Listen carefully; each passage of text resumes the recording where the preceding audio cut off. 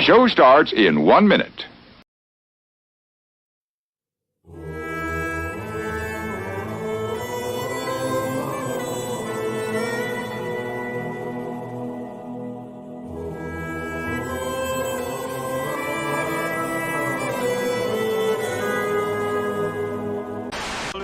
Good evening, folks, and a hearty welcome to our drive-in theater. We have a wonderful evening's entertainment lined up for you, one that will provide several hours of pleasurable relaxation and diversion for you and your family. Like 9 out of 10 film stars, Raquel Welch uses Lux Beauty Soap. Well, no, I like to be a woman and a man to be a man, you know.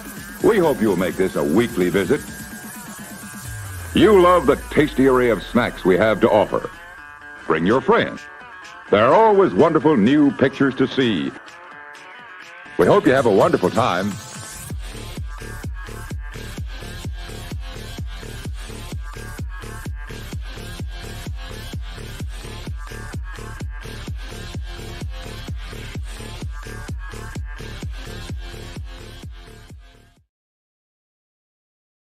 Welcome back to another episode of the Longhouse, the show for the sensible centrist.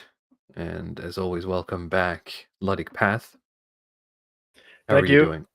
Everyone's favorite Brazilian content creator. Everyone's favorite Brazilian content. Yes. Streaming directly from Palo Alto. So obrigado, all of my fellow Brazilians. Obrigado, I hope you're doing well. We have a pretty interesting topic today. We do. Maybe you'd like to introduce it. I will introduce it, yes. I was initially turned on to this by a viewer of the channel who goes by Eddie Bernays, obviously a reference to Edward Bernays. And it started with him sending me a YouTube video to, let me just see if I can find it here real quick. It is The Depopulation Bomb, which is the book of one... what's his name? Nicholas Eberstadt. I think you're missing it a little bit. It's a bit confusing, but the video is called The Depopulation Bomb, which is a pun on a book that's called The Population Bomb by Paul R. Ehrlich, right? But exactly, yes. The video called The Depopulation Bomb is published by the Hoover Institute YouTube channel, interviewing Nicholas Eberstadt based on an article Nicholas wrote for the National Review. Okay, so it's an article, not a book. Exactly, yeah. Yeah, Sorry. It's called "Can America Cope with Demographic Decline?" And yeah, the article we can take a look at later. And the video is then just a further exploration of the contents of that article in terms of what do we do with demographic transition and what do we do with falling birth rates, and particularly from the perspective of the Americans, because they seem somewhat less concerned. I mean, in the video, it's somewhat taken for granted that European demographics are just going to shrink, and that's sort of a comfortable European thing. But it's over, guys. From the American perspective, I mean, if you don't, even with the immigration, you still have dropping population growth, and they are particularly concerned with that prospect of both in terms of the economy and in terms of the dynamism, which is another part that we might get into. What happens not only if you have a shrinking population, but when you have just too many old people, as contrasted with the amount of young people. Yeah, this was a very interesting thing to research because it's a bit of a rabbit hole. It started with that video, The Depopulation Bomb, and then going further into what this Eberstadt is writing and what he's sort of counter signaling from the original population bomb, and then looking into, well, okay, what are the possible sensible centrist responses to the situation we find ourselves in, and I think we both agree that we feel that we're in a bit of a uncharted territory here. There's not necessarily a proper forward-thinking answer.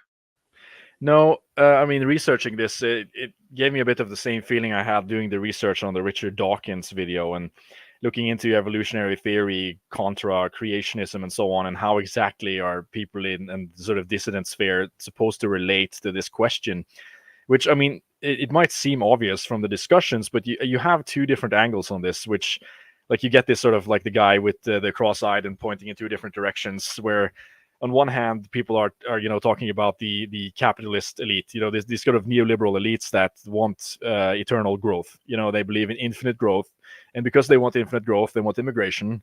And because they want immigration, they're going to, replace native populations, and they're going to destroy environments, and they're going to destroy nature, and it sucks. And I mean, typically, European dissidents will complain about this. If you go on, say, Morgoth's Review, this is a very typical concept where they build out infrastructure and buildings, and they just ruin like the traditional British landscapes and so on, just to fit in more people to make the line and go it makes, up. So yeah, it makes sense because it is something that is very real and near to us physically. So that's typically like the European perspective. Like, the elites, they want the line to go up. They're awful. The line doesn't have to go up. We can just do grim, dark nationalism and have a self-contained country. But on the other side of it, if you go to the Americas, they will talk about, no, the elites are actually eugenic. They are eugenicists, and they want depopulation. And the UN and the World Economic Forum, they are basically depopulation agents who wants the population to go down to 500 million instead of 8 billion where we are at now. And feminism is a form of eugenics. All of these like modern rights is a form of eugenics. Trans sexualism, all this LGBTQ stuff is a form of eugenics, and this is bad because we need high birth rates. And God told Abraham in Genesis that you should be fruitful and multiply, move forward, and so on.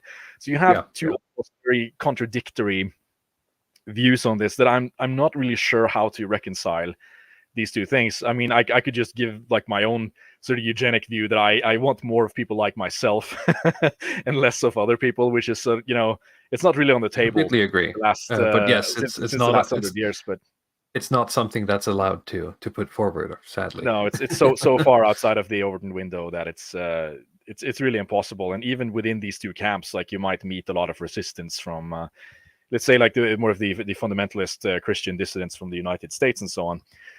But going back to the topic at hand, like the depopulation bomb video, it's really a pun of the book The Population Bomb that's written by Paul R. Ehrlich. That is he has a PhD, actually, a sort of biology PhD, and it has to be probably the most annoying person that I've ever come across. I mean, researching him and looking into his books and so on,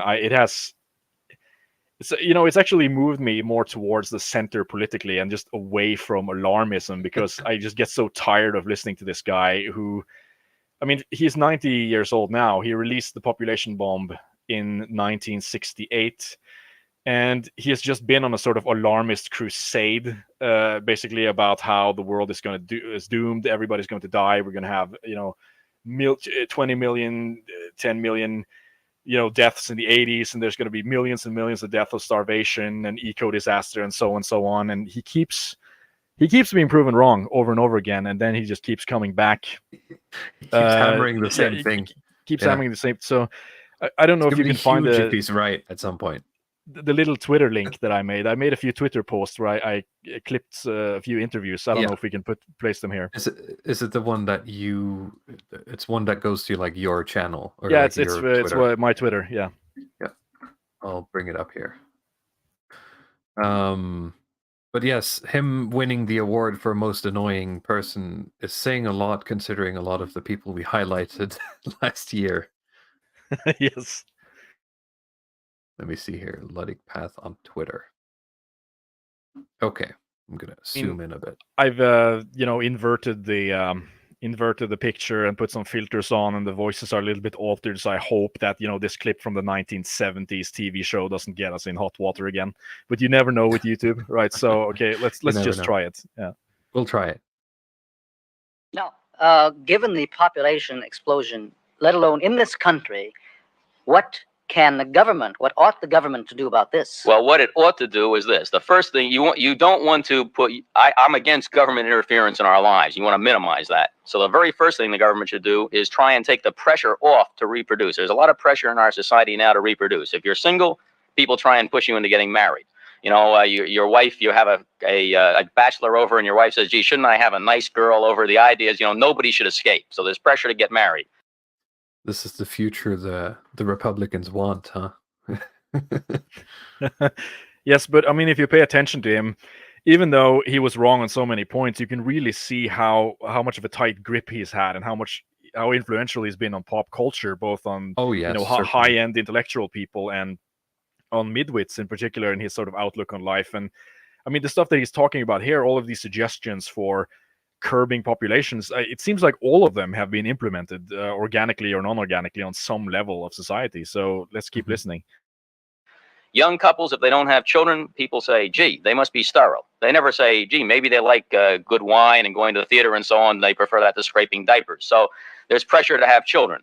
So the first thing that should happen is that the president ought to say, from here on out, no intelligent, patriotic American family ought to have more than 2 children, preferably 1, if you're starting a family now. Not any law, but just say this is what responsible people do. He ought to make the FCC see to it that large families are always treated in a negative light on television wherever they appear. There ought to be a tremendous amount of television time devoted to spot commercials, the sort we've had against smoking. But ones in the middle, say in the middle of Beverly Hillbillies, you get a scene which shows Los Angeles in the smog, and it just says this city has a fatal disease. It's called overpopulation, and so long. Now, that sort of campaign, you could have a census, a sample census, which would see whether that was having a desired effect. If that didn't, you could move to giving women bonuses for not having babies. That almost certainly would do the job. If that didn't have the effect, then you could move to changing the tax structure so that people who had the money and had the children paid for the children. In other words, you would increase taxes on people with children rather than decrease them, since when they have the children, they require more services. If that doesn't work, then you'll have the government legislating the size of the family. And people say, oh, that's impossible. Government can never intrude and tell you how many children to have. Well, I got news. It intruded a long time ago and told you how many wives you can have. And there's not the slightest question that if we don't get the population under control with voluntary means, that in the not too distant future, the government will simply tell you how many children you can have and throw you in jail if you have too many. I like how that's a very good sleight of hand he pulled there with he started off this whole rant by saying, I'm not for government interfering in my personal life. And he somehow ends saying, you know what, buddy, we've been interfering for quite a long time, so it's not going to stop. Yeah, so it took him less. Bend over. It took him less than a minute to go from I'm all against interference, but we're going to tell you how many kids you can have. But he does go through the alternative. He just says that we're not going to stop, right? So we're going to start by nudging a little bit with the nudge units and the commercials and so on. That doesn't work. We're going to give some economic incentives, and if that doesn't work, we're just going to arrest you for doing the wrong thing. We're just going to arrest you for having too many kids. And I mean, they did this in China, right? So he's not that far off in terms of these ideas. I'll test the. Hang on, I'll test the. Nordanon says, "Is he in chat?" And the chat can spend some of their own time here while we're talking. Maybe try to figure it out. My money's on yes. Well, yeah, it seems so obvious, because of the New York accent, but I couldn't verify it on Wikipedia, which has a lot of information on him. But I mean, he is a very serious believer in his own BS in a sense, because I mean, he had one child and he actually voluntarily sterilized himself. So he's not he's not this sort of double thinker where it's like, okay, he's going to have 3 kids and a citizenship in Israel, and then the rest of you Goyim can sort of just stop having kids. He actually stopped himself from having kids. So exactly. you can't accuse him of being a fake. No, I just certainly believes what he's selling. I mean, otherwise he wouldn't still be selling it. On another note, I mean, I just sort of appreciate the kind of candidness and almost sort of brutality of 1970s television. It seems like it's sort of pre-ideological TV in a sense. He just sits there and tells you straight up that we're going to come in and if this doesn't work, we're just going to come in and arrest you for having kids. There's no way they would have presented it this way.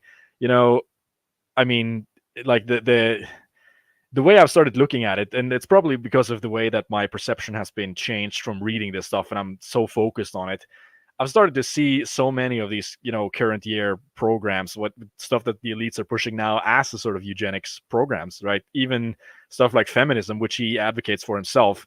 You can see in some of these videos later, he keeps going back to feminism as it's this great thing because it reduces population size, and that's what he always goes. With one stone, pretty much. Yeah, I mean, it's so weird. It doesn't seem like he really cares that much about the rights that people have. It's just really that feminism is absolutely great. It's the most effective thing for reducing population that we have.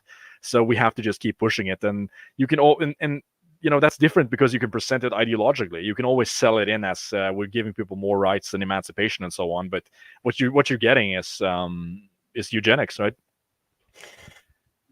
Yeah, exactly. And it's very interesting, looking back from today and seeing how much of this has, as you said, been implemented in one form or another, either organically or just sort of as a consequence of other changes, right? Technology or culture, or yeah. Do you want to go to the next one? There's some doomer posting there. It's a pretty funny little clip. What disasters do you see if we don't change our ways? Well, we're losing 10 to 20 million people a year to starvation right now. That's a big disaster already, and that will inevitably increase. It may not increase next worldwide. year. Worldwide. Oh, and in the United States, too. Mm-hmm. We are very close to a famine disaster in the United States because of the things that air pollution is doing to change the weather. We have entrained a series of weather changes which now look like we may have a very serious, very large weather change in the United States, which, of course, will hurt our agriculture tremendously. So we're close to famine in the United States, too. We're very close to a worldwide plague that could kill virtually everybody. We just missed in 1967, and this is something that concerns biologists a great deal. The denser, the larger, the weaker the population gets, the more we are set up for a virus that'll just run through, and it'll be so long for 3/4 of the people. And, of course, every person you add to the planet increases, and every bit of pollution you add also increases the chances of a thermonuclear war and makes its results worse, because the thermonuclear war, of course, would wreck the ecology in a way that we haven't managed with our little efforts so far. So that the disaster will take the form of famine, plague, or war. They're mankind's old companions, fundamentally. You just got to remember this. There's no way out of the arithmetic. There will never be 7 billion people in the year 2000. The only question is, why won't there be 7 billion people in the year 2000? Will it be because we've had so many people die off of those things, or will it be because we have managed to bring the birth rate down a long way? So what's that meme with the Arrested Development guy who just, you just stop the video and you contradict him. It's like, yeah, well, there was 7 billion people in the year 2000. In fact, I mean, this has never discouraged this guy. He just sits with so much confidence, and he's wrong again and again, and bestseller after bestseller, and he just keeps being wrong, and he's still showing up for interviews with the same amount of confidence. Like I told you previously, like I just admire the amount of chutzpah this guy has. Let's say if I released a book like that and I was just wrong on every point, I would have my name changed, and I would just go into a different field. I just hope that nobody recognized me because I'd just be so embarrassed. But people have a different threshold for this stuff, and like I mentioned previously, the alarmism is so tiresome as well. There's a lot of stuff that he's talking about, like say, the effects of pesticides, the effects of weapons technology, and so on. And I don't have a science background, so it's difficult for me to sort of give like a proven factual reason for why this is wrong. In a sense, like, okay, why is this problem with agriculture not going to be an issue, and why is that's not going to be an issue, and so on. But it seems to me like the prime mistake that he keeps making is that he just assumes that whatever the numbers say now is just going to be constant forever. We were talking about this before the start of the stream. It's kind of like the early COVID estimates, where they just assumed that people were going to, walk around and cough in each other's mouth. That's what they're going to do all day, and we're all going to die, right?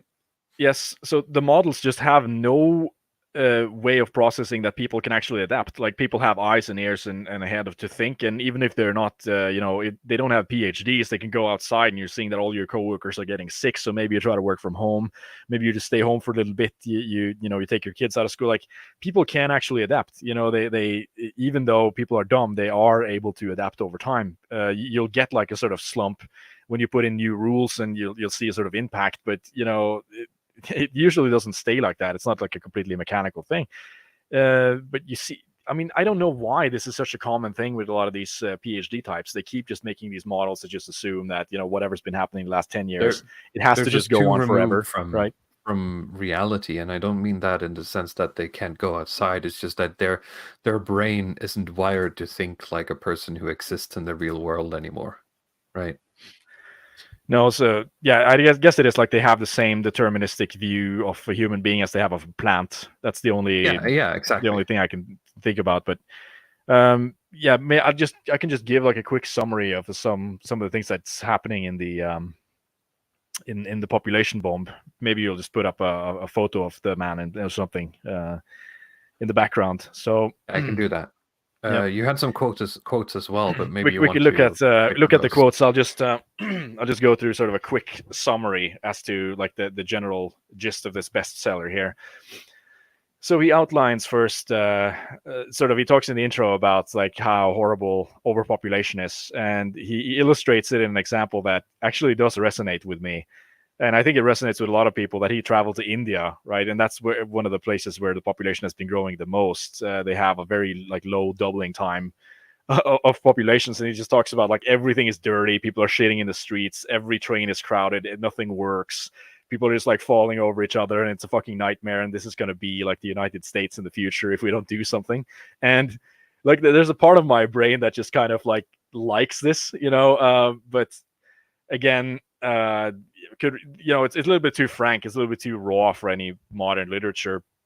So he goes over the foreword and then starts talking about what are the problems that are facing the world, what is the population bomb, quote unquote. And there are three things that he points out. It's like too many people. So there are no graphs in the book and no equations. He just sort of explains what exponential growth is and what doubling time is. So he talks about how particularly in the growing countries that are the underdeveloped countries like India and China, they have like a doubling time of population of 25 years, at least at the time, like with the 60s and the 70s. Whereas the modernized countries, say like UK, Scandinavia, United States, and so on, they have like a doubling time of 75 years, which of course implied that their birth rate or their fertility rate was about 2.5, which it's not anymore. And it turned around very quickly, I think, after the 1970s. So went into the 70s and 80s, this shift just it turned negative actually quite quickly recently after he wrote the book. So it's just complete lol-cow territory, right? But he was just totally alarmist about this, that he's just going to keep doubling and doubling, and the Malthusian logic will just destroy anybody eventually. I'm right. Yes. But okay, you sort of understand that from a mathematical perspective, at least. And then he starts, the next chapter is like, he talks about that there's too little food. And he says that there's only a few countries in the developed world that actually have a surplus of food that has to be, exported into other countries. And like most of these developing countries, they can't actually produce enough food to keep up with their, growing populations. And we keep going back to this thing, like where he just thinks that people just can't adapt to anything. He brings up stuff like, oh, well, if you have twice as many people, you need twice as many doctors, and you need twice as many this and that, and people in that. Well, you'll just educate people. It's not that hard. If you get more people, you'll just train them to do these roles. It's not like the end of the world. But he has a PhD, so I'm going to try not to say this in a way that's going to get the channel banned, but it's like he took the approach of what he saw in India and applied that to a culture and a mindset that doesn't exist, right? It's like he took the societal caste system and the downsides of what that creates in terms of the quality of people, and applied that to a people who strive for high quality all over, right? So he's assuming that these extra people are just going to be, shitting in the streets and and dying of plague, right? Yeah.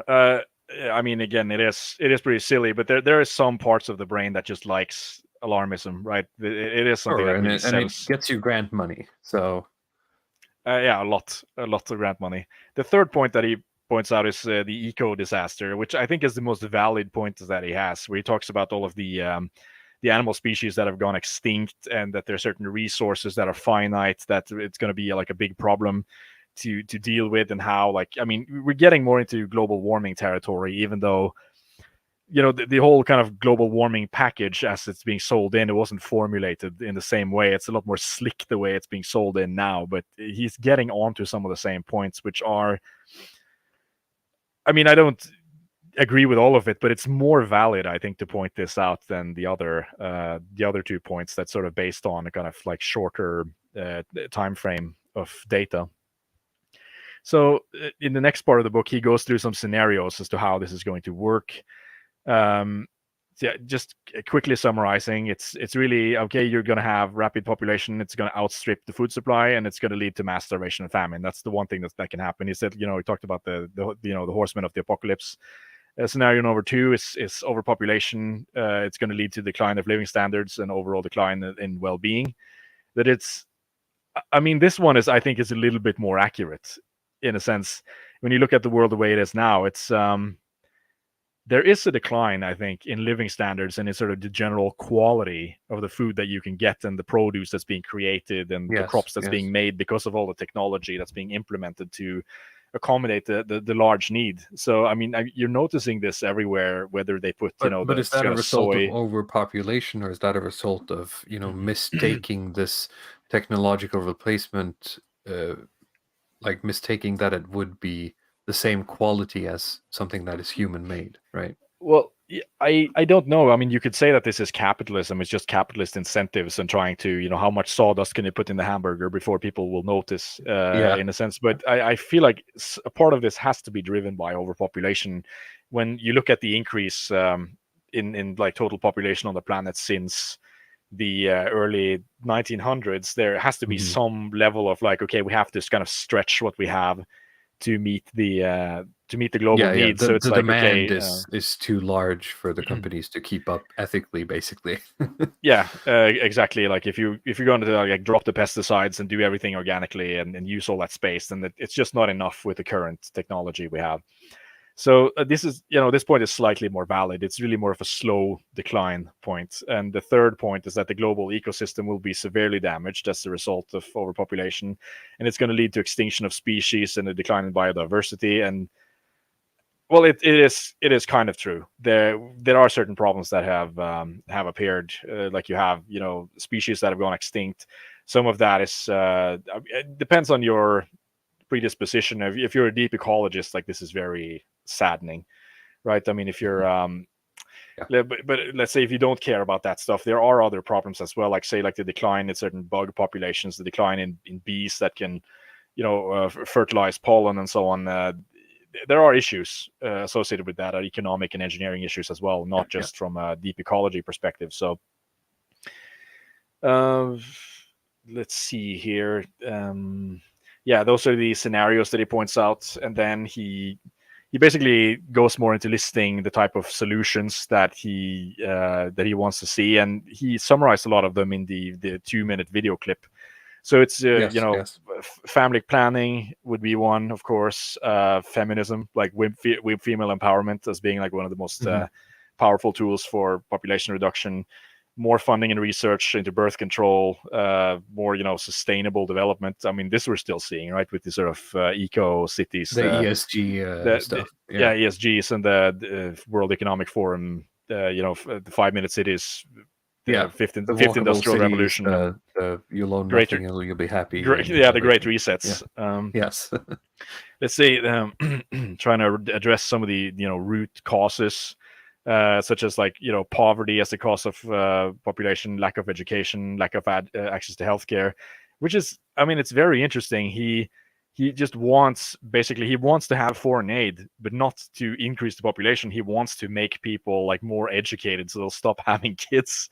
It's like this very sinister kind of look underneath this sort of liberal leftist veneer, in a sense. What's actually driving this this need to educate everyone in the world and the need to give them health care and like to distribute the wealth equally? It's really in the hope that they'll just stop having kids.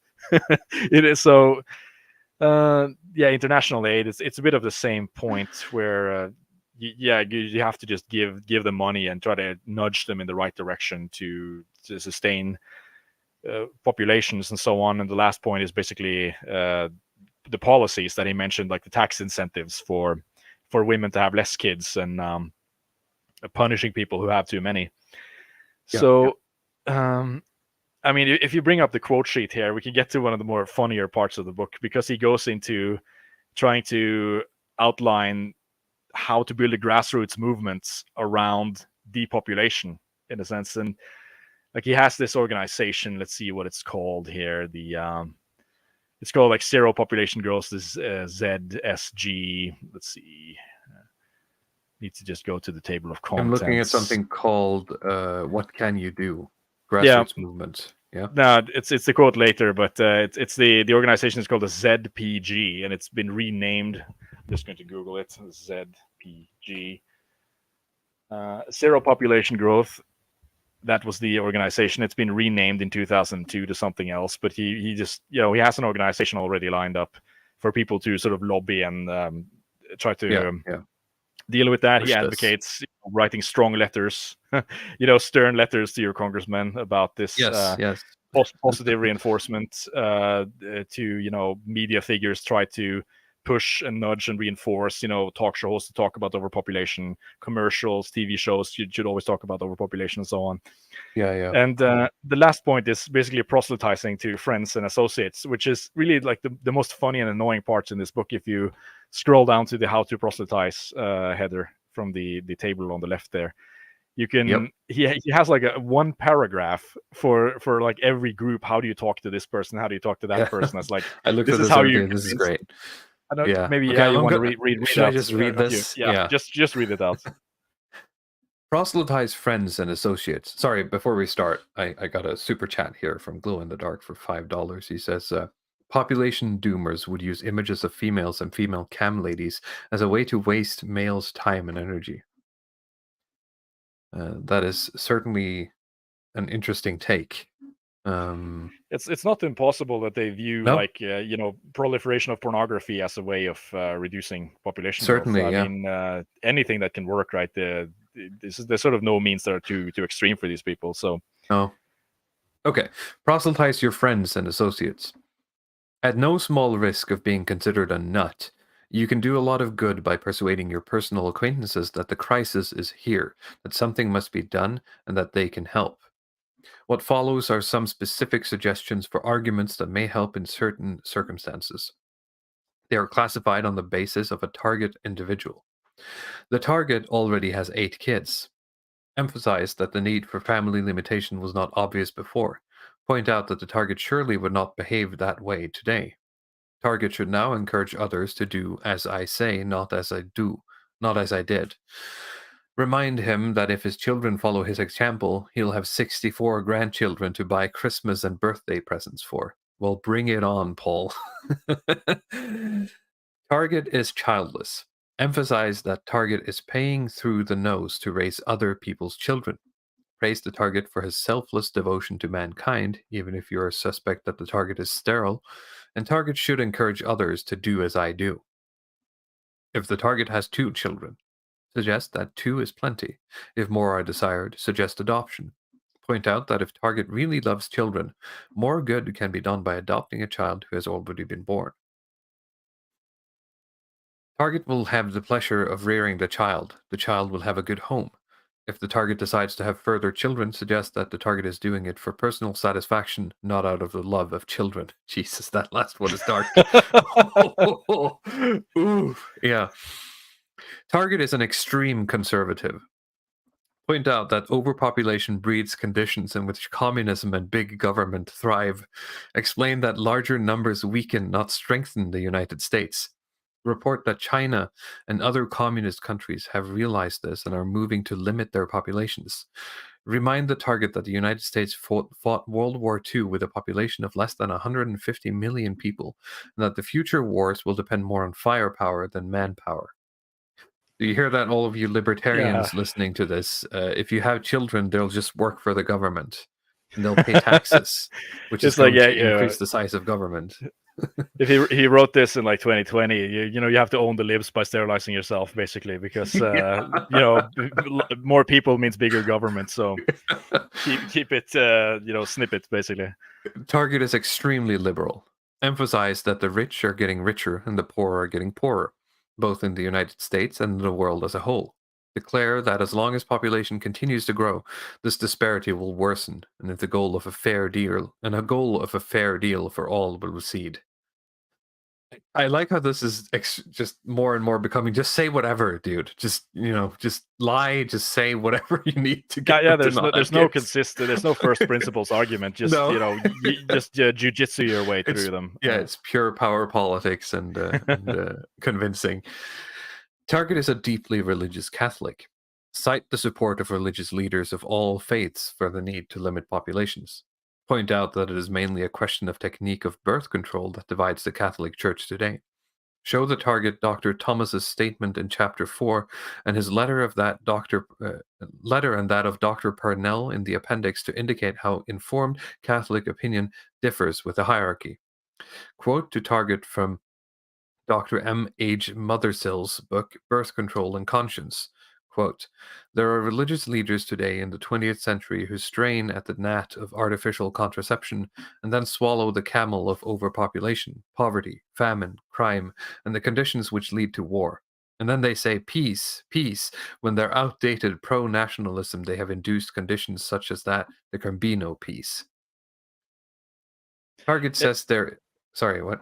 Yeah, it gets more and more subversive the further we go, because he spends... I mean, I cut off the quotes here. You can read this one first, and I'll tell you what comes later. Okay. Target says there is an inalienable right to have as many children as one wants. Point out that as long as the invention of inalienable rights are in vogue, you've invented a few of your own. They are the right to limit our families, the right to eat meat, the right to drink pure water, the right to live uncrowded in decent homes, the right to avoid regimentation, the right to hunt and fish, the right to view natural beauty, the right to breathe clean air, the right to silence, the right to avoid pesticide poisoning, the right to be free of thermonuclear war, the right to educate our children, the right to have grandchildren, and the right to have great-grandchildren. Since the price of having all of these inalienable rights is giving up the right to irresponsible reproduction, you win 15 rights to 1. Sure, dude. Also, these 15 rights, I mean, isn't this... Who doesn't want these 15? Well, I mean, it is the difference between positive and negative rights. He's not really bothering to go very deeply. He's just saying stuff yeah. to convince people, right? You need to have at least one, if you don't do the sales stuff, you gotta have at least one comeback, right? Yeah. But here's the fun part, because after this, like, he goes, okay, he doesn't spend a lot of time on conservatives and liberals, but the next point, like, okay, what happens if you get objections from a eugenicist? And he spends like 3 pages trying to explain how you convince a eugenicist to go along with depopulation. And like and he basically says that, yeah, well, there might be IQ differences between like white and brown populations and so on, but we haven't really adjusted the IQ the IQ test for environment and so on, and there's likely that there's an environmental factor as well, so we could, instead of trying to focus on race, we could try to fix the environmental thing. But in the case that we do find out that like whites are smarter than blacks, it would be very easy to just put in the eugenics program to just increase the number of whites later, as long as we just deal with the population stuff first. It's like you just put so much effort into actually steel manning an argument for the people who are eugenicists, and then after eugenicists he goes on to well, if you're talking to a minority, how do you convince them of the population? Because they're going to see this as like some kind of like, this is black genocide, or this is like brown genocide. You're trying to tell us to not have kids. And he says that, well, okay, you could see that as a legitimate complaint, but that's why we need to focus on basically like the main, the majority of the population, like the WASPs first. Yeah, and if they see that the WASPs are limiting their numbers, then they will just follow along later. So it's like you don't really need to spend that much time trying to directly convince the minorities. They'll just like follow along whatever the majority population is doing, as long as it's a sufficient number of people and so on. Yeah. Glow in the Dark for $5 says Aussies used fake rabbits to cause rabbit population decline. The male rabbits went after fake females. Look it up.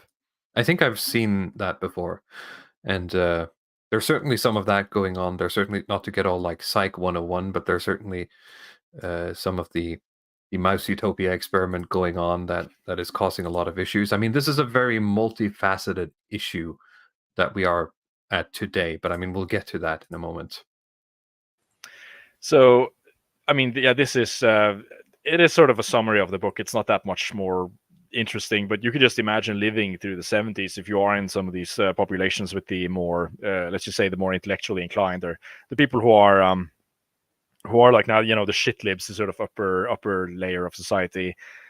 I mean, if you thought they were tiresome now, I mean, you with the woke stuff, you'd have to deal with them in the 70s talking about how you shouldn't have kids, and they'd be giving you these types of bullshit arguments, right? So it seems to be a sort of eternal issue there that's persisted for a very long time. But yeah, I don't know if you just want to go back to looking at looking at the National Review article if you can find it.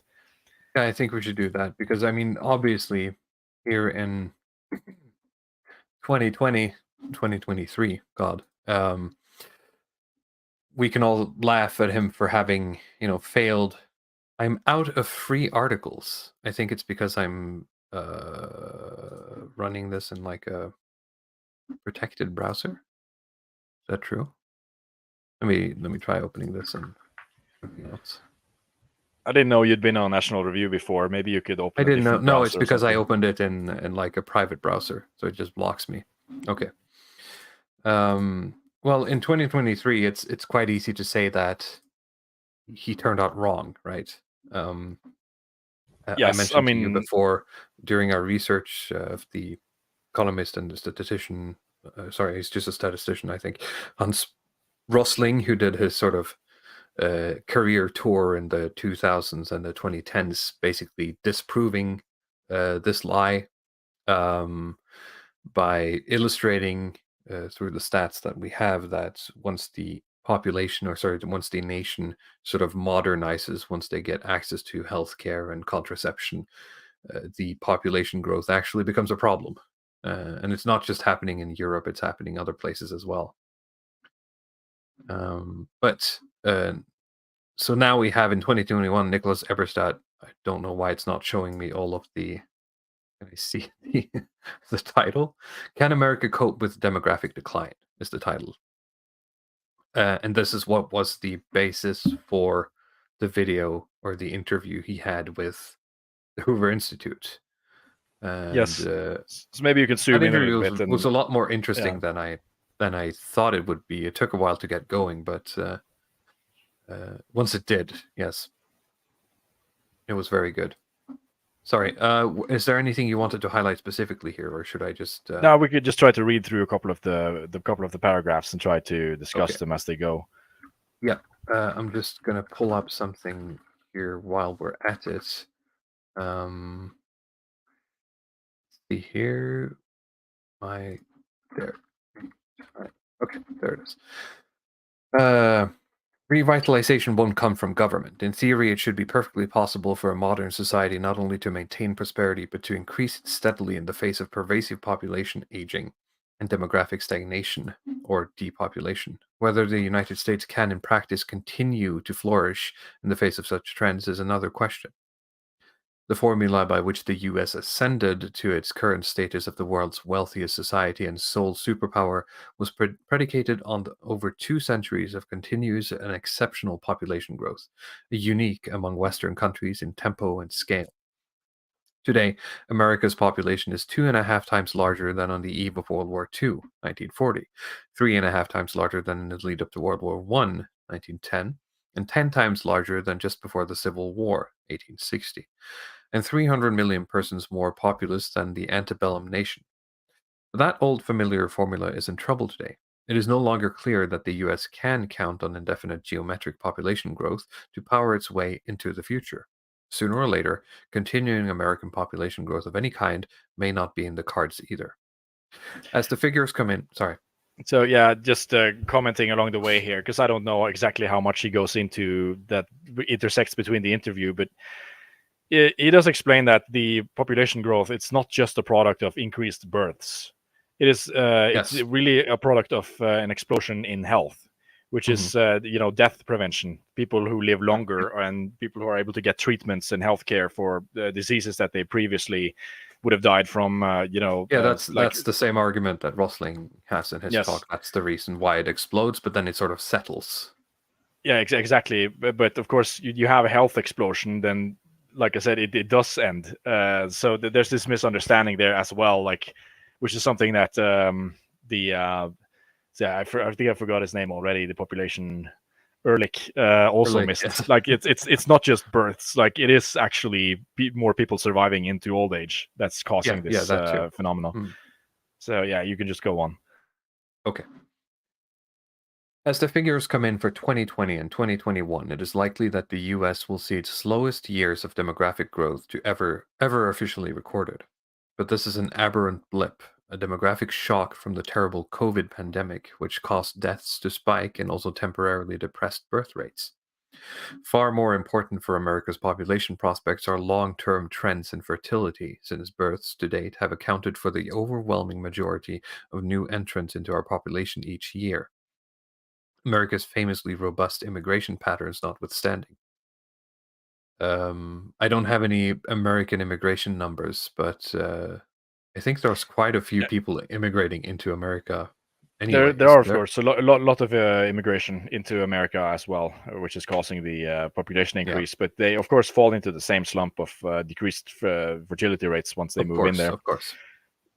So he does talk about this in the interview as well, that it's usually not that easy to find good immigration statistics on, especially in like Western countries that are, quote unquote open societies. You just have to do the counting after, at the end of every year, and you see that there's been certain increases that can't be explained by the birth rates of the citizens and so on. I think in the United States, showed up out of nowhere. We just with the illegal immigration in particular, people who just have the anchor babies, and so, well, okay, you just look at the stats and shit, where did all these people come from, right? They can't be native births, so they have to be immigrants. Over the past decade and more, since the crash of 2008 and the Great Recession, really, America's birth trends have taken a fateful turn, veering well below replacement level. That regimen, if continued indefinitely, would eventually lead to a peaking of population followed by indefinite population decline, barring only offsetting immigration. Now, interestingly, is it possible? I mean, we're not talking, because I think it's I don't want to compare apples and oranges here, right? Because I don't think population increase in terms of like birth rate increase is the same as a birth rate decrease in sort of what the effects are, right? On the society and the economy. But is it possible that he's making the same mistake here of assuming that, if the birth rate goes down for a bit, if this keeps happening, then we're all gonna die, right? But in reality, people are gonna stabilize at some point. Yeah, I mean, at least you hope that. I mean, looking at these sort of trends, I don't see this turning around. Like, I mean, it's a little bit difficult looking at the world the way that it is now, that it's just going to turn around and start growing again, unless there's some sort of economic. I tend to agree. I just want to ask the question here. There has to make be sure that we're some like new revolutionary technology that completely changes the way that we can do things. That might end up with increase in fertility, but. As we're getting into it, a lot of it has to do with like changing preferences as well, with the way people live in these more modernized countries. Which is, I mean, what do you do about that, right? I mean, of course, there are some examples to the contrary, but we get to them later.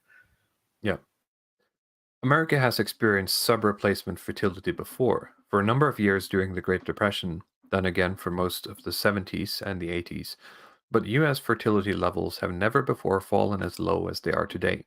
In 2019, before the coronavirus pandemic, America's total fertility rate, the TFR, a measure of births per woman per lifetime, was 1.71, roughly 18% lower than the roughly 2.1 births per woman required for a long-term population stability. By then, U.S. fertility levels were so low that even the Mormon Utah had gone sub-replacement, and U.S. fertility levels were even lower in 2020. With a TFR of 1.64, America was well over 20% below replacement. Initial reports for the first quarter of 2021, furthermore, indicate that the U.S. general fertility rate, a measure similar to TFR but simpler and thus easier to calculate immediately, was about 5% lower than the previous years. Some post-pandemic rebound may be expected, of course, but fertility forecasts are notoriously unreliable, since demographers lack any robust and accurate methods for anticipating future childbearing. And there are reasons to suspect that the U.S. fertility could actually decline even further in the years ahead. So it's a pretty gloomy picture he's painting here.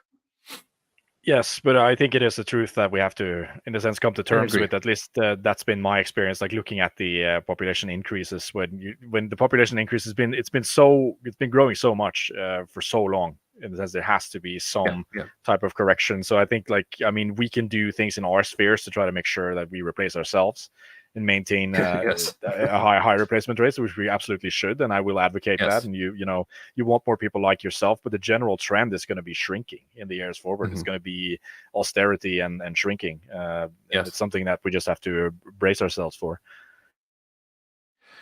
The 2010s saw the second slowest pace of population growth in the US in US history, fractionally faster than for the Depression decade in the 1930s, but it is quite possible that the US will come yet closer to zero population growth in the 2020s and beyond. And the nearest thing to demographic certainty in US population projections is that our population will age markedly in the decades ahead. The senior citizens of 2050, after all, are already alive.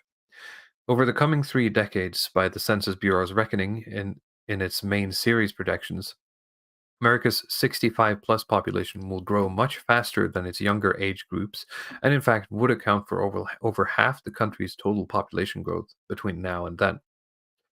This is something that we also struggle with here in Europe quite a bit. It's not just a US problem. You've promised so much to these older generations, but there's nothing to support this stuff. There's nobody to produce everything they need to fulfill those promises, and you know what? They're just going to have to bite the bullet on that one. I mean, they've been just kicking the problem down the road in a sense. Yeah, I mean, the boomers will probably get to harvest the fruits of this, but everyone coming after them are going to have a hard time. Yeah, I'm just gonna have to kick rocks and eat dirt in a sense, and just got to prepare yourself for that. There's no, there's not going to be anything unless there's, like I said, some insane tech boom thing that happens. They're able to realize space, gay, fully automated luxury space communism by then, which I doubt for some reason. I wouldn't want that anyway. I would have to share a pod with Movie Bob. Movie Bob is the pod. All right. Sorry, I skipped a super chat here from Glowing the Dark for $5. I think that was relating to Ehrlich. This guy's mindset is the same mindset of COVID vax policies that just dropped. It certainly seems that way. It's very alarmist. Yeah, I think with the time, I think we did mention that. The idea that the vax policies are all made by these sort of deterministic models where they look at people as plants or something, and they just do not think that anybody can adapt to anything. And like these are the people who are like the PhDs who are making decisions for the rest of society. It's quite bad. Yeah, they are. They are the elites. I mean, people like Ehrlich are really a part of the elites, but you see how like sort of inflexible he is in his thinking. It's quite fascinating. Well, I should specify they're the non-governing elites or the non-ruling elites. But yes, they're still part of the elite class. All right. By comparison with most other rich democracies or leading would-be geopolitical rivals, America's demographic fundamentals remain favorable. Just before COVID, America's low fertility level was significantly higher than the rate in Russia or the EU. To say nothing of Japan and China. You can all see the numbers here on the in the parentheses. I'm not going to read out a bunch of numbers. Are all still lacking, but it was down to 1.3 in 2020 by official reports, notwithstanding Beijing's official shelving of its notorious one-child policy at the end of 2015. Working-age manpower, ages 20 to 64, continues to grow in the United States, while it has been falling for years in Russia, the European Union, Japan, and China. In contrast to America's slow but continuing demographic growth, population is already in decline in Japan and Russia. The EU projects its depopulation will begin in 2027, and China's could commence even sooner. Furthermore, the US is by key measures a more youthful society than any of these competitors, and is on track to age more slowly than they will over the decades ahead, except possibly Russia, where old people do not seem to last so long. a rare W for Russia. Yeah, but I mean, like this is for the Steve Turleys out there. This is kind of the black pill of all black pills in a sense. Like it should be sent in a capsule back in time to myself and a lot of these other people talking about the Chinese model and the Russian model and the Russia becoming like the sort of self-sufficient new empire and that kind of stuff. I mean, in spite of everything, like the American global homo empire still have more young people than all of its rivals. So that's it's really something to think about. I mean, what do you do? What do you do against this? What is China going to contribute with that? Okay, there's a lot of old people. There's a sort of gerontocracy in the United States, but it's even worse there. All of the rivals are worse off. So I don't really see that they have any rivals on the world stage, even though things are as bad as they are. If the decline is, globally equal, right? That is going to hit everyone. then the U.S. will still be the biggest kid on the block, right? There's going to have to be some other factor that sort of shakes it up to change the power thing is, balance. I just don't see it. He might get into this later, but I mean, we're not just talking about like the idea, this ideological idea. We need to maintain the welfare state so we can feed the boomers until old age and feed the Gen Xers. But when you don't have young people, you don't have new ideas. You don't have dynamism, basically. There's nobody who's going to be coming up with the new technologies or taking the risks or going in the military. I mean, old people just don't do this stuff. They're really not very useful, quite frankly. You need them to run society, right? Yes, and this is really like I think the biggest downer for me is that I'm going to be living in a world where there's already such a large percentage of old people, and it's going to get even worse. And you think the old man is going to deliver me the hamburger at 3 a.m. on the scooter? Yeah, he might if he cut his welfare payments, but it's not going to be quickly. It's going to be like a 20-minute delay. It's going to smell like cigarettes, and it's going to be cold. But the ashes. I mean, that's what we're. I mean, at least you'd think that the old civilization. I'm joking, but I mean, this is in a sense what we're heading towards. We're going to have to make sacrifices, right? I mean, you'd think that the sort of geriatric society would be more mature, but there's nothing. There's no sign of that at all. The maturity seems to be at an all-time low. I'm sorry to say, but there's just there's a diminishing return to having old people in your society. There seems to be very little good that comes out of it. Almost nothing. They just kind of they are just eaters in a sense. And of course, it doesn't apply to all the people. And I don't mean to offend. There's a lot of great people who are older and so on. But like as a general thing, they're not very useful. Like they're just not really a boon to society. They are just kind of a gaping mouth in a sense that needs to be fed and. Very little capability to be dynamic or come up with new things or anything other side of just protecting their own consumption. Yeah, and the main problem is that it's sort of like a problem that exponentially becomes worse as you get more old people, right? It's when that sort of balance is unhealthy, it becomes exponentially worse than it's just being a little bit off. Yes, I mean, because it's not just the fact that they don't work and they can't work and contribute, but you have to think about the healthcare costs. Yeah, exactly. That these people have, and at the older they get, it seems to almost exponentially increase the amount of healthcare services that they use. And I mean, I work in an industry adjacent to healthcare, and that's why I've gotten some insight into this. You see the people who pay the most money and who spend the most money on like healthcare things, and it's a booming industry because there's more and more old people that just they have to replace everything. Their eyes don't work, they need better glasses. The dick don't work, you have to pump Viagra. Their blood pressure doesn't work, so they have to have medicine for that. So they take pills for everything, and they have to get surgeries. They have to get. It's my inalienable right to have a hard-on at age 85. Yes, and to have a hip replacement, has to be functioning knee replacements. And I mean, these are not for athletes and soldiers and stuff that are getting new knees and new feet and so on. It's old people that so they can dance a little bit better or sort of enjoy their walks in the sunset with their dogs or something. So it's not that I don't. It's a very grim prospect. Good for them, but it's costing society, and it's very expensive. Lining yourself to that is going to cost us exponentially more 50, 100 years down the line. Right. Exactly. Yeah. I mean, imagine if like everybody in society had dogs or something, and you had like mandated dog society, and you just that's really nice. It's nice to have a dog, but you see the costs of like the veterinarian bill and the food bill and so on. It's like, okay, maybe it's not that great. Yeah. Yes. For $2 says Canadian healthcare for everyone soon. Yeah, the Canadians just started a bit early. Yeah, I mean, it's the same thing. Like that is sort of what this sort of euthanasia stuff solves. The problem with old people, and they have to wrap it in all these ideological ideas about how great it is to have self-determination over when you die and stuff. I mean, it's completely grotesque from a human perspective. I think it's completely repulsive. Yes, but certainly, but like from this managerial perspective, you just have to put people as many people. Yeah, the Excel sheets aren't balancing out. We have to kill people.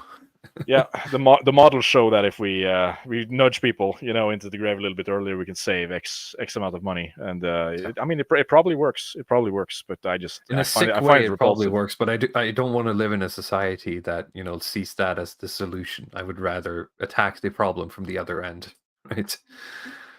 Okay, let me keep going. Yet, gazing at ourselves in a mirror framed by countries in more advanced stages of demographic decline should only afford a modicum of comfort.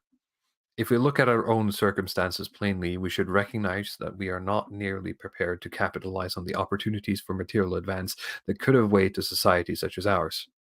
A rich but aging population with weak, still decelerating demographic growth, the latter increasingly due to immigration. For a stationary or shrinking population with high incomes, long lives, and small families, the path to continuing enrichment entails advances in research and knowledge creation, deepening of quote-unquote human capital, and an auspicious quote-unquote business climate, with incessant innovation in the business sector, labor markets, and the policy realm.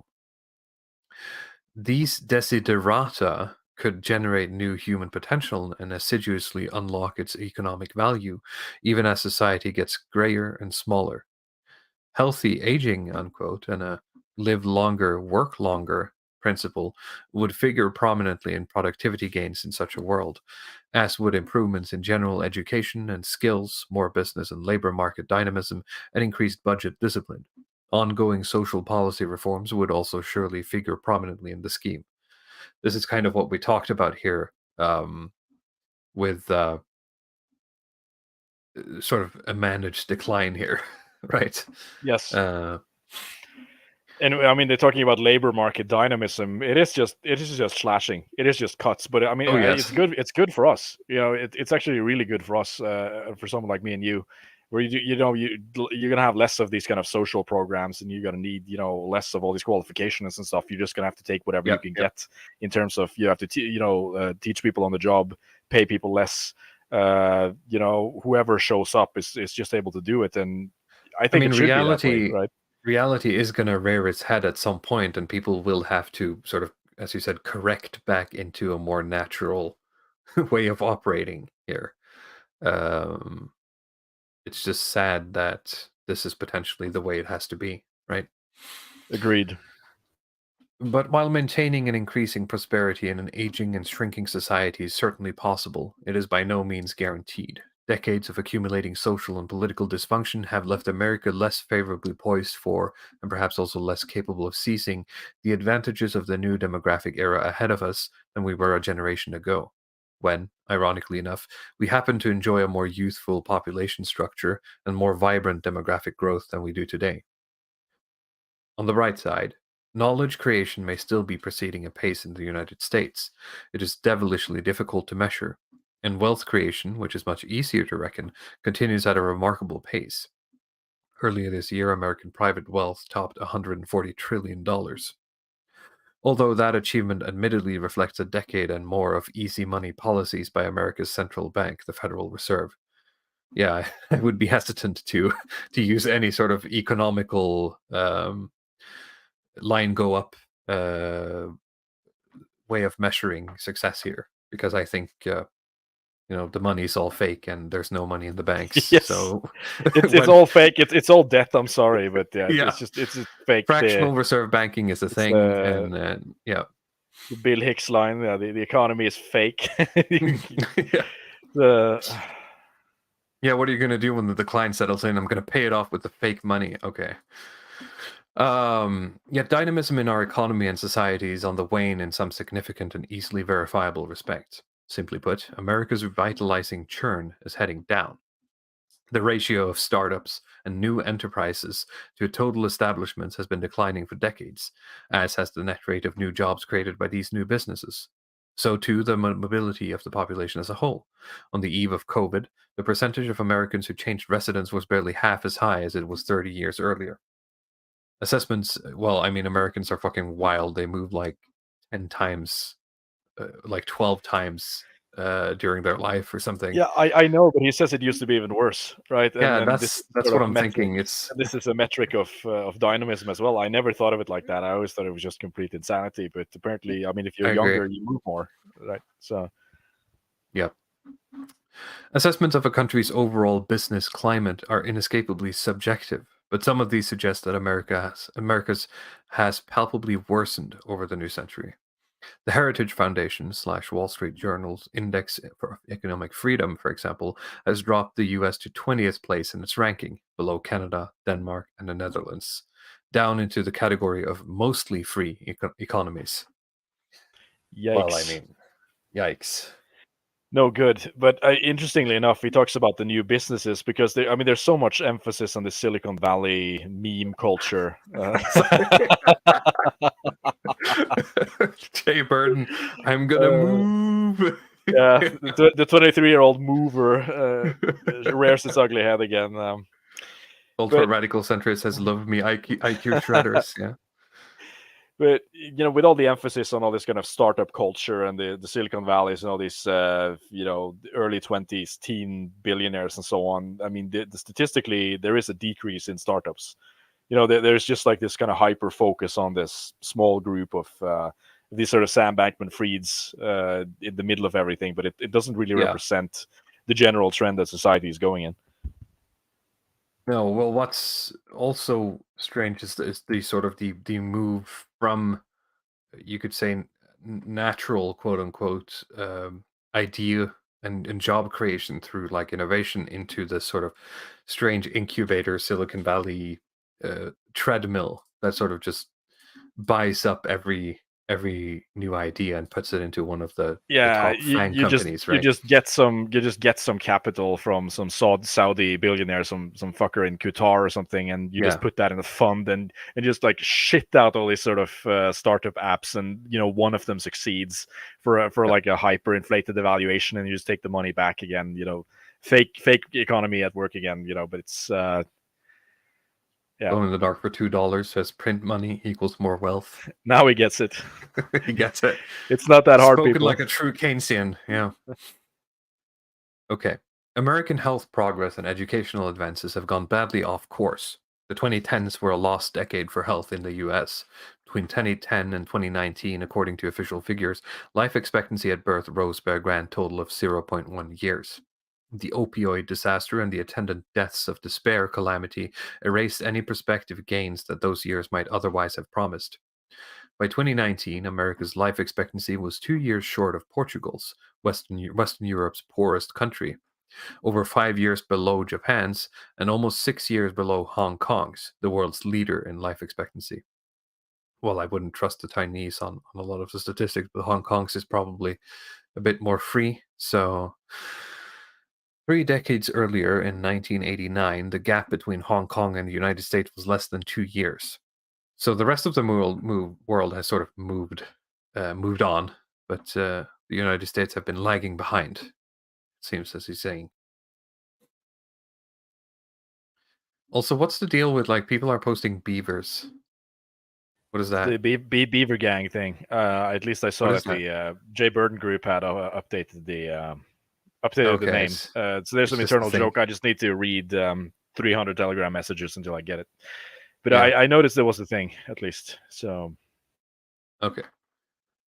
As for educational attainment, America's astonishing system for ranking up the top global ranking in adult years of schooling throughout the 19th and 20th centuries seemed to have broken down. Gee, I wonder why. Between the end of Civil War and the late 1970s, the US was almost always the global leader in educational attainment, maintaining its edge because our population's years of schooling were rising faster than anywhere else, generation after generation. Well, the problem was that everyone caught up, and then your quality didn't improve, so your education is still shit. And once you get to university, it's even worse, right? Yeah, it is. And that's one of the things that's just going to have to be slashed when they talk about dynamism. It's just slash the fucking universities, And I mean, the more I'm looking at this, what I see as being the new elites of the future are the people who can actually find some stable, sane way to navigate this decline, basically. I feel like that's the opportunity for the sensible center, is to have some actual good solutions for this stuff. That's not just pure ideology, like that can actually make things work with all this decline, this creaking in the machine that we're experiencing. Yeah.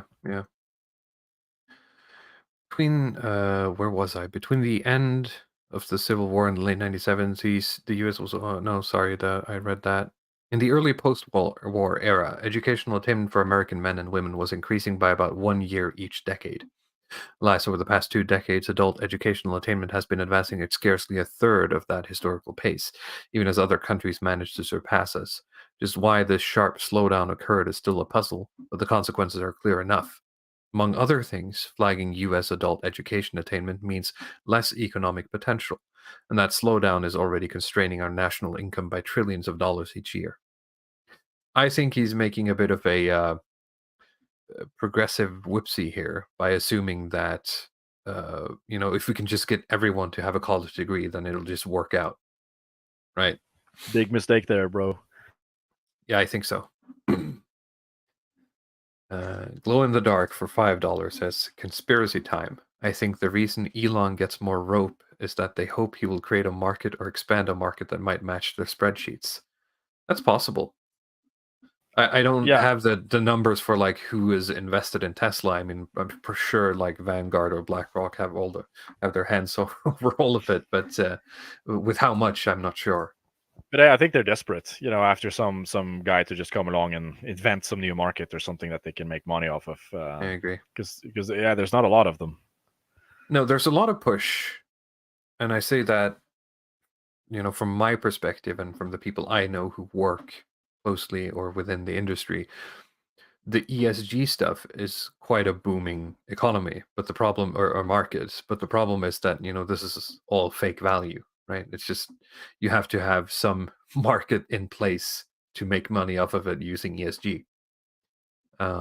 So it's not sustainable. Right? Yeah, the ESG island economy. Everybody's doing ESG for each other. It's it doesn't add up. Doesn't add up. There's more beaver posting in the chat. I'm not sure what's going on.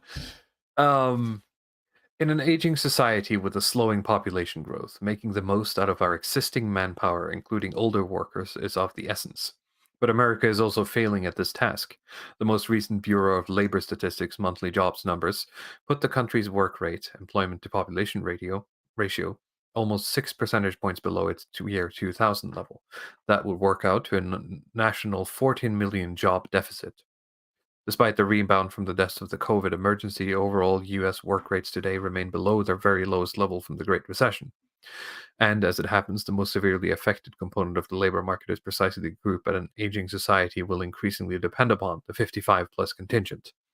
Well, I mean, this is all due to, like, shitty jobs and, like, wages that don't pay for the cost of living, it seems. We had witticism on a couple of weeks ago, and with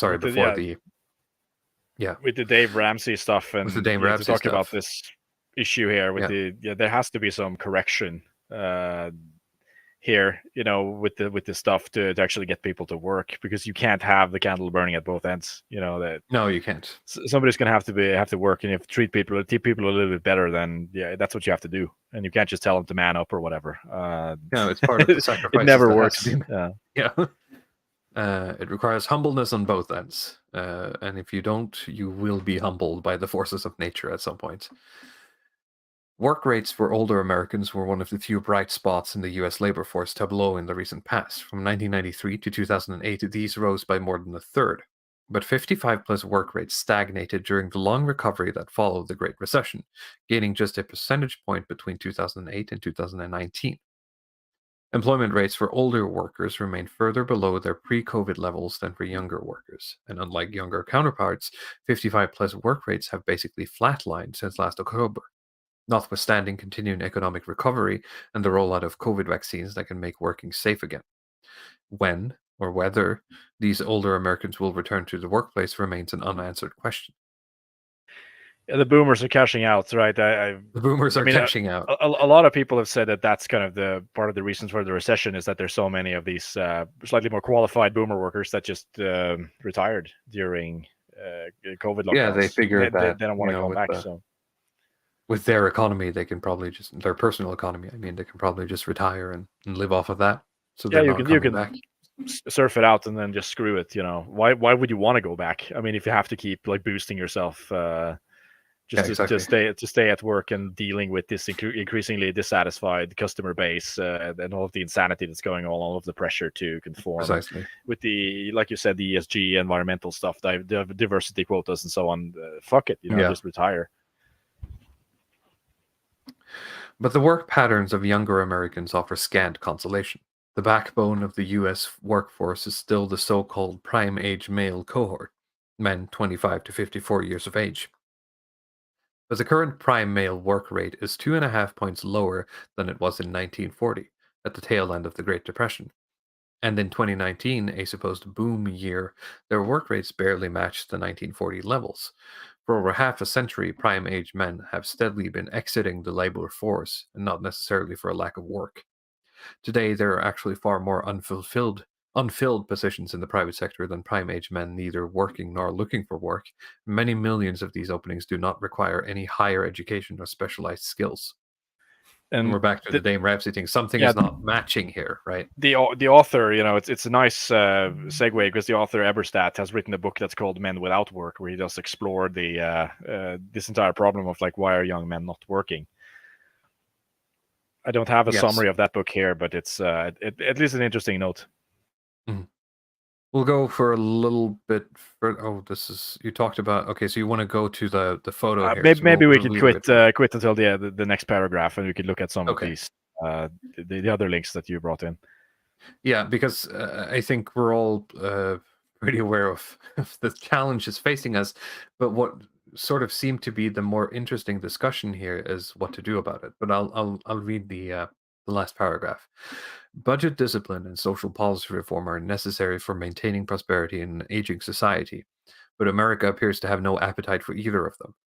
Pay-as-you-go arrangements for old age pensions and healthcare may be an ingenious contrivance for a society where working-age taxpayers greatly outnumber elderly beneficiaries, but the arithmetic becomes suddenly and harshly unforgiving if the ratio of funders to recipients plummets. This is exactly what takes place with pronounced population aging. Okay.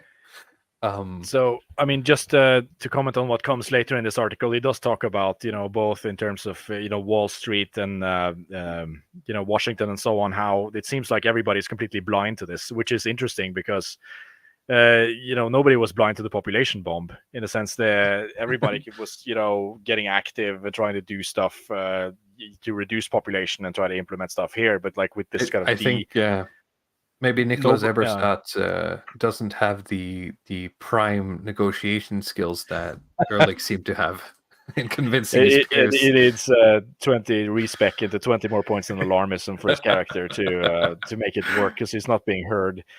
But I mean, it puts a new light on a lot of things. I remember maybe 4 or 5 years ago when everybody was talking about universal basic income, right? They talk about all of these workers that are going to become big.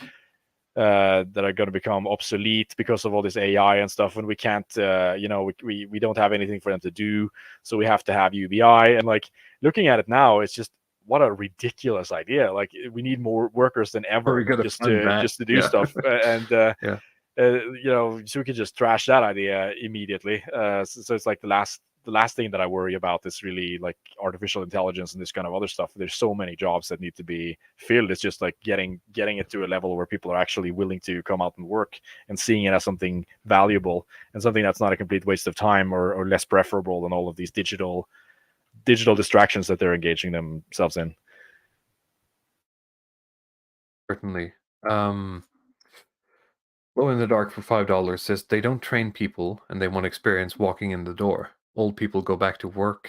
Economists go back to work as economists and managers. Old people go back to work. Economists and managers. It's. I think, as we covered on the Dave Ramsey stream, the issue is that there's a mismatch in the ability to work and the jobs that are available and the pay and the requirements. Right. It's not just, we have 100 jobs and 100 people and they match up perfectly, right? Well, it is a little bit with the dating market for the expectations of men and women that are have just gotten a little bit out of whack in terms of what they can actually offer. I think it's the same thing with employers and employees. From the employer side, it's they've been spoiled by low interest rates. They've been spoiled by immigration and people who will come from the third world and are willing to work for scraps and nothing. And so they can put these people on working for cheap in bad conditions and treat them like shit.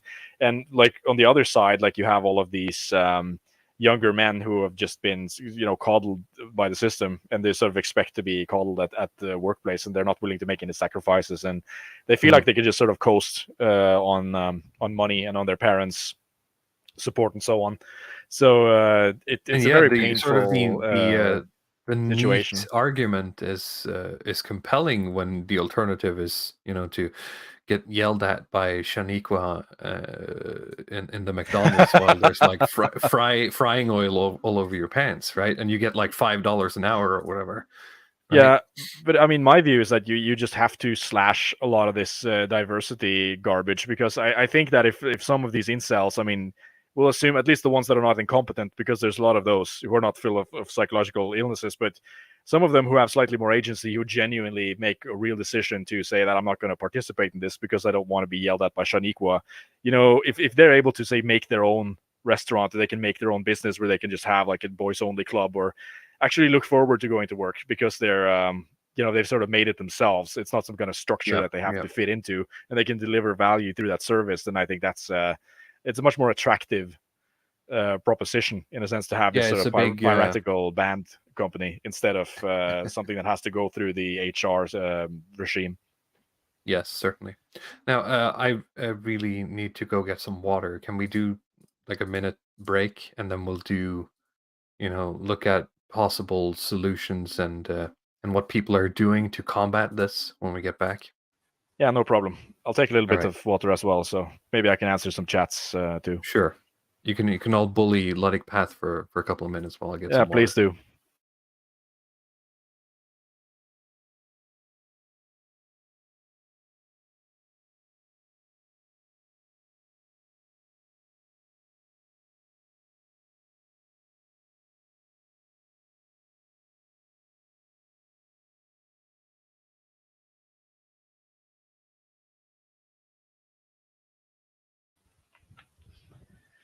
We have about 35 people watching. Let's see what people are writing in the chat here.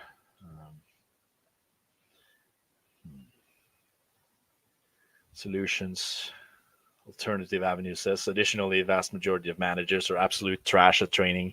Mostly they just want people not to be late and not to create problems. Yeah, I agree.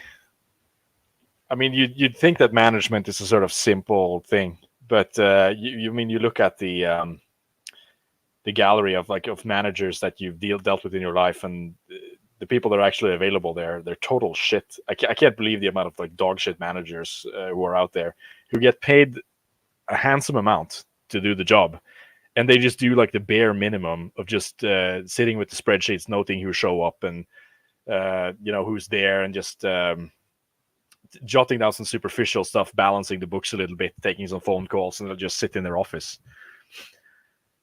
It doesn't work as it should.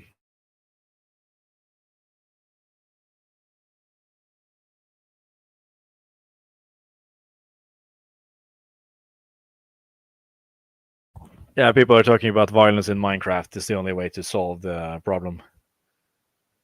Talking about Sorel as well. Yeah, we'll get back to talking about Sorel in one of the next streams. We're doing part 2 of the Machiavellians, so there's a chapter on Sorel there and violence. He's a little bit different than the other elite theorists, but the thesis presented by James Burnham is that Sorel has more of a realist take on violence, and he says that the best way to minimize violence is actually to be realistic about it and not. Are you if you have some sort of utopia? Are you spoiling our upcoming streams? I just giving them a taste sample. While I was getting my water, I remembered that we forgot to shill our stuff. Do you have anything you want to shill while we have people here at Luddic Path? Yes, I mean, as usual, I shill my YouTube and my Twitter, but there's been a sort of development now that I've taken on a leadership role on the praxiarchy.com. It's just called praxiarchy.com, not the praxiarchy, but it is what you call a dissident blog that I mean, it's a little bit more tailored around the Austrian school, with the title of praxiarchy. We talk about praxeology and so on, but under my leadership, I'm aiming to make it a little bit more of, let's say, a meeting place, or let's say a bit like a dissident tabloid or a sensible centrist tabloid, where people can sort of publish like their Substack articles and smaller and bigger pieces. So it's going to be interesting. So yeah, that's what I'm going to share. I hope people will follow the Praxearchy Twitter and check out praxearchy.com. You can put it in the chat. Yeah, I was just copying it. So here it is. You can follow praxearchy.com. For me, it is obviously the links down in the description, my Twitter, Telegram, the Element channel, which is Discord, but for cool people. And also I have started a Substack as of today, actually, or like yesterday, I think. And I have my first post out there today. I posted it, I think, a little while ago or a couple of minutes ago. I don't know if it's still live. If it's live, yet. But after this, you can go have a look at my first Substack, which is the Fridge Theory of Politics. But don't expect any sort of, like, I would say, consistent writing. It's just going to be a place where I dump thoughts that I feel are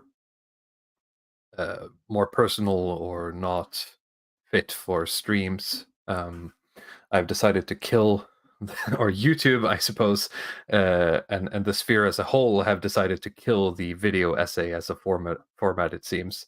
Now I think Academic Agent is trying to revitalize it with his competition, but we'll see how that turns out. But I find Substack to be a better vehicle for this kind of thing than video essays in terms of like the work versus reward. It's funny because I really like the video essays, but even I'm starting to notice that there's something kind of quaint about them when I see them. Right? I mean, I think for maybe a year or 2 years ago, there was the user. He's still active. Last Things, who he got really popular on making a couple of videos. I think on horror. And he just skyrocketed. Like everybody shared him, and he was on Millennial, and then he was just quiet for a very, very long time and did not participate. And now he's come back and he's made more video essays. And like now at the end of 2022, he was making a video essay on like the difference between Dune and Neuromancer in a sense. And like I totally get it, but it felt so retrograde in a sense. Like I would have loved this stuff in 2020. This would have been like my favorite stuff. But like looking at it now, it just felt so incredibly old by internet time. And this doesn't mean it's badly made or I'm trying to knock on him or anything, because I really like his content, but there's something about it that just, it felt like a video in the time capsule, even though it's been made recently. Certainly, yeah. So I'll put my my link here in the chat. It's also in the description. It's walrusblubber.substack.com. So we'll get on with the show now and talk about what are the possibilities. Well, this is a true two-pronged sort of discussion point. Given that we're facing the problems that we've been discussing for the better part of half an hour now, what are governments doing to combat it now, and what should they be doing / what should our positions be? Because as you hinted at the start, it's not necessarily black and white. No, exactly. So, it's actually quite confusing in terms of like how how do you go about this question of demographics in a smart way?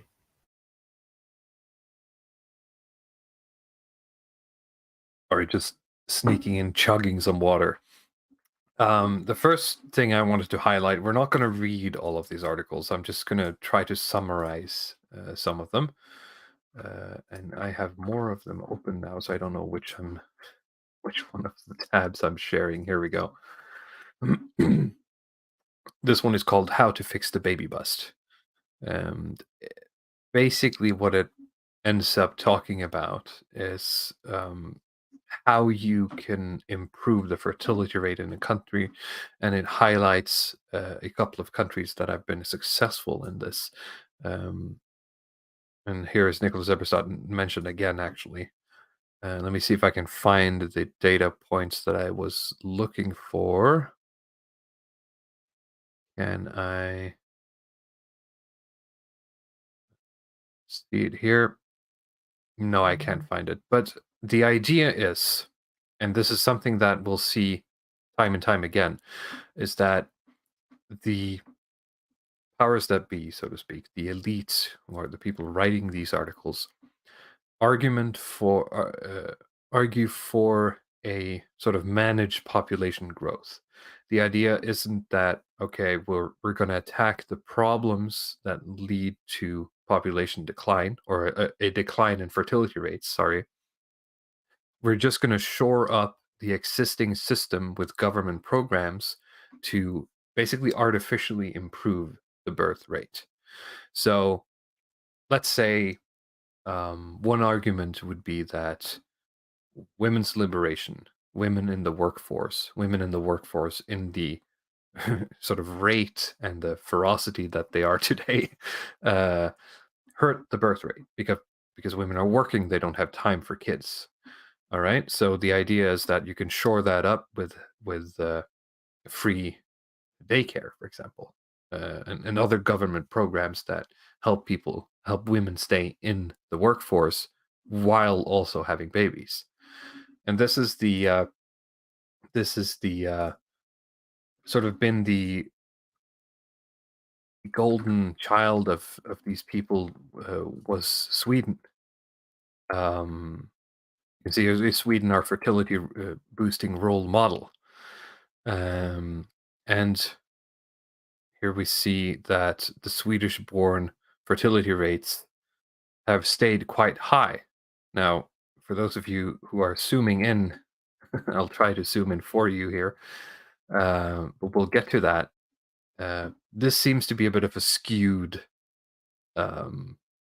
statistics because, as you can see, the gray line at the top here is the foreign-born Swedes, meaning that these are Swedes outside of the country. But more importantly, I have the statistics somewhere else here. Let me pull up this article.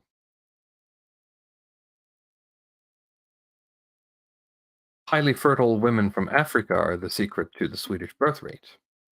And this is apparently from stats released by the official statistics of Sweden. And they have some, here we see, let's see here, Nordic countries, Europe, etc. The point is that hiding behind the replacement rate in Sweden is basically imported African women. That's the idea. I'm laughing a little bit here. I'm glad I have my mic muted. It's a little bit Sweden too funny, moment. Actually. Yeah.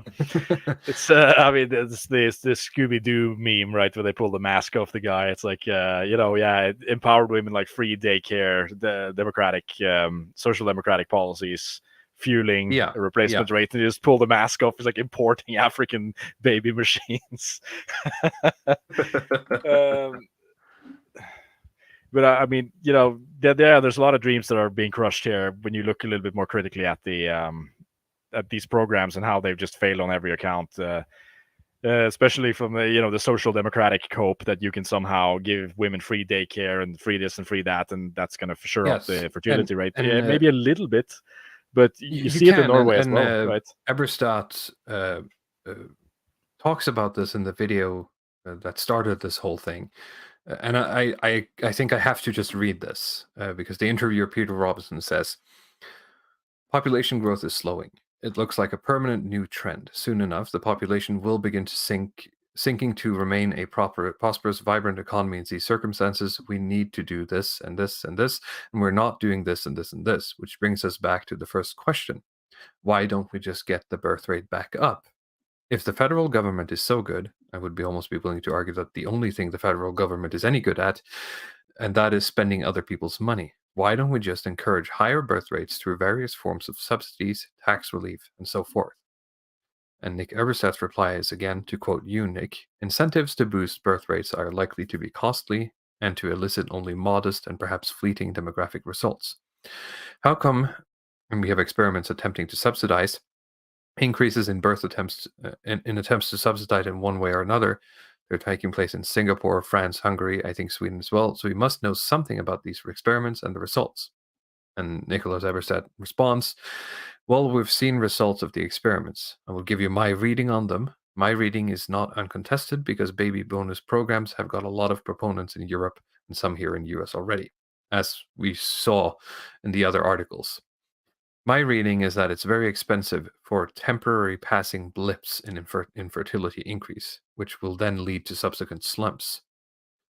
The Swedes have been, and he gets cut off by Pete Robinson, who says, you can buy babies forward, so to speak, but you can't buy any more babies. Yeah, you can change the timing of the babies. If some parents are on the fence about a second or a third child, let's say, and all of a sudden there's a baby bribe that's offered to them, they may decide to have the child now instead of having it 3 years later or 4 years later. And if you look at that in aggregate, you get what the Swedish demographers call the Swedish roller coaster, which is you put a new subsidy for kids, the birth rate goes up, and then it goes back down further to below where it was when you first put in the subsidy.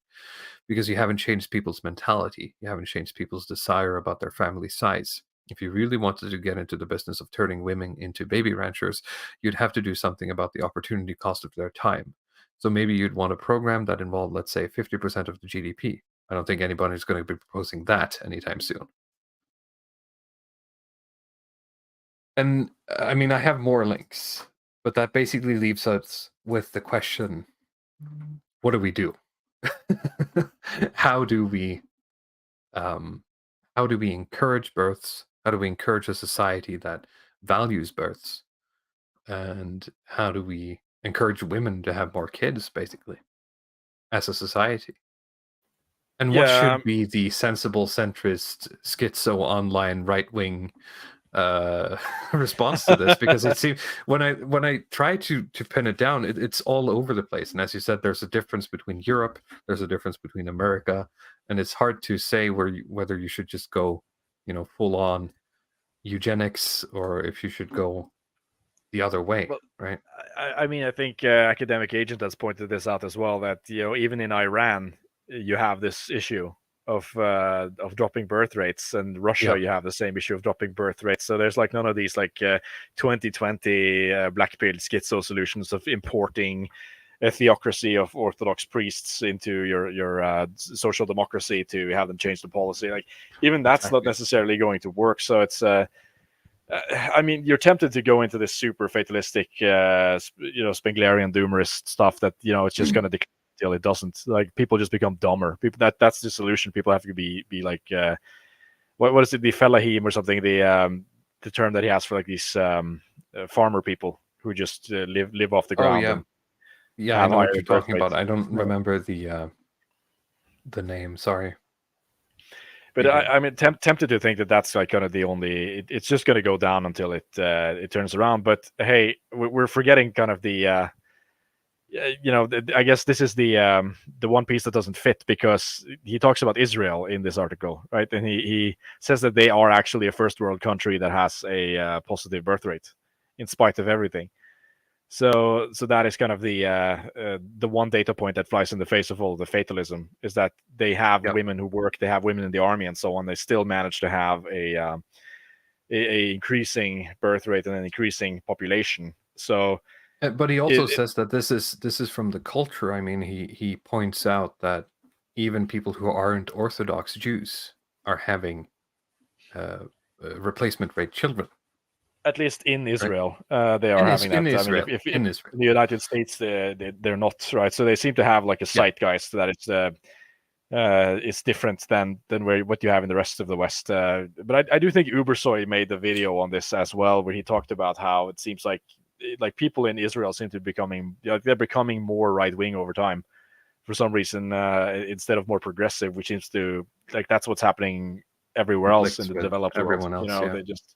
Everyone else just becoming more and more liberal over time, where in Israel they seem to have a different sort of closed loop in a sense, like this different feedback system, where they're just continually getting more aggressive and more nationalistic as time goes on. So I don't know how this is possible to replicate. Like we're going to have to take a piece of land, somewhere and just put Scandinavians there, and like the survival instinct is just going to kick in and they're going to start breeding. maybe, pick a place in the middle of China or something. We're just being attacked on all fronts, and that's going to develop into this kind of super Vikings. Maybe that's the solution.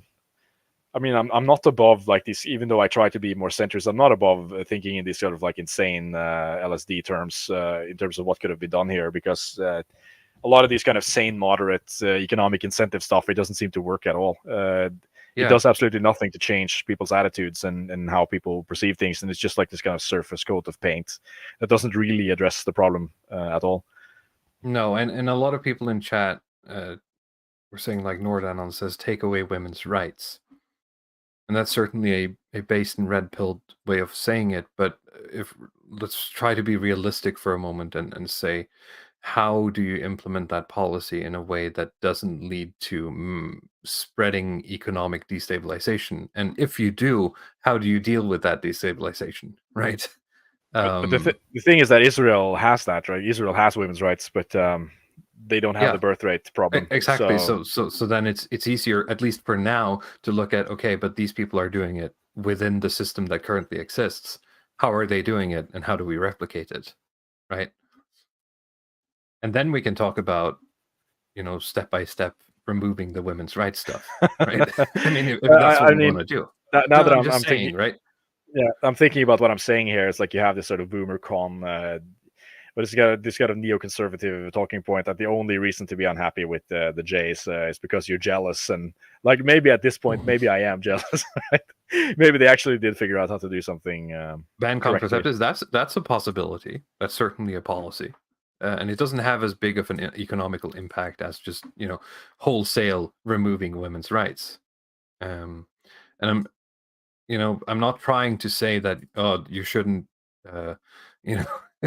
you shouldn't take away women's rights because of economy, but you have to in the short term be able to shore up any radical change you make, right? And if you're not, you're just going to destroy your country, or you're going to get ousted, right? Yeah.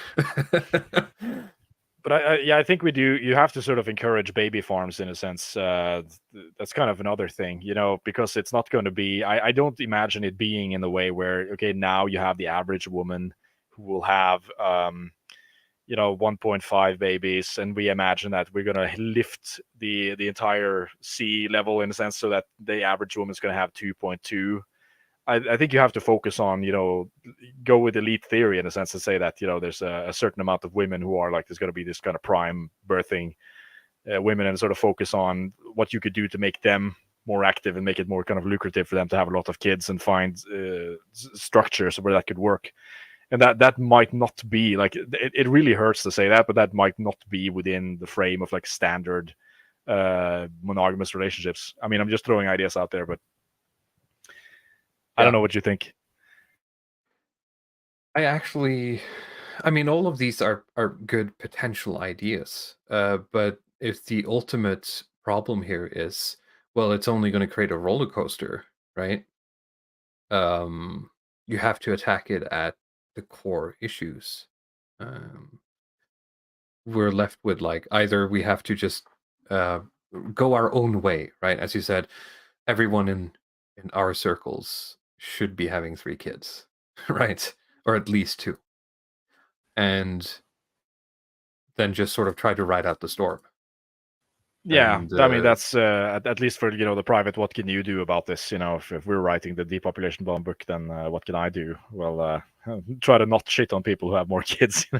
Yeah. Try to encourage people. I mean, there's no point in, because I think Ehrlich has sort of swallowed the populist delusion a bit in that book, where he has this always focus on the grassroots stuff. But you shouldn't. I mean, I think you should just focus on the elites and try to make things better for the people who are. And when I say elites, of course, I don't mean the political elites we have, but the people in our spheres who are actually focused to do stuff. That's who we should focus on, and trying to cooperate. The elite dissidents.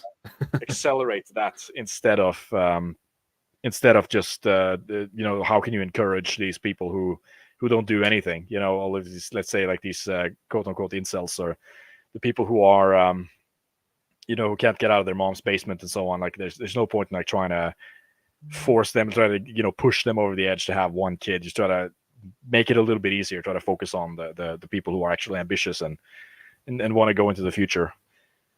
Yeah. One thing I also seem to come across a lot when researching this is reports that we're having less sex.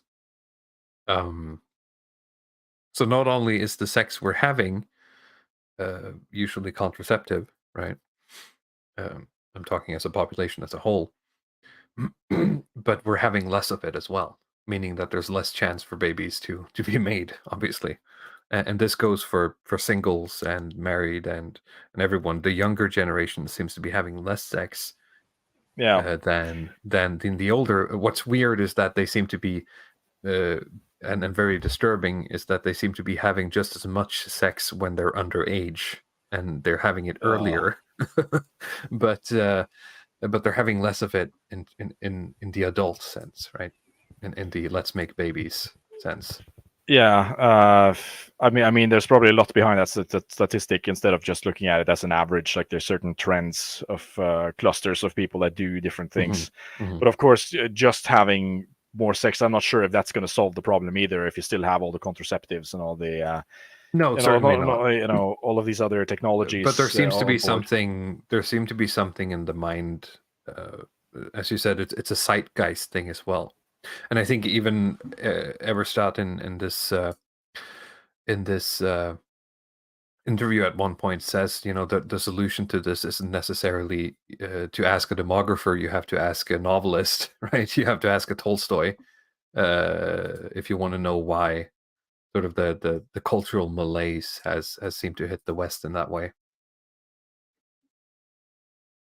Paul Moosefoot for $10 or $9.99 US says, just supporting the show. I'm at work. We'll catch up later. Thank you so much, Paul Moosefoot.